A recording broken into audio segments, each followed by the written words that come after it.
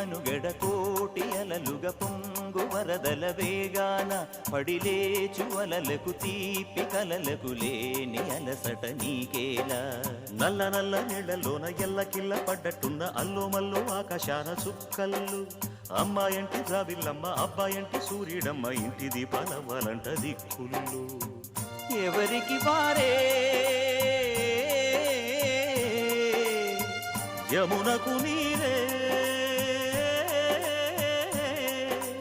రేవు నీరు నావదంట నావతోడు రేవుదంట పంచుకుంటే గోరువంక వాలగానే గోపురానికి స్వరాల గణగణ గంటలే మోగనేలా గోపబాలుడొచ్చినాక గోకులానికి పెదాల కిలకిల పువ్వులే పుట్ట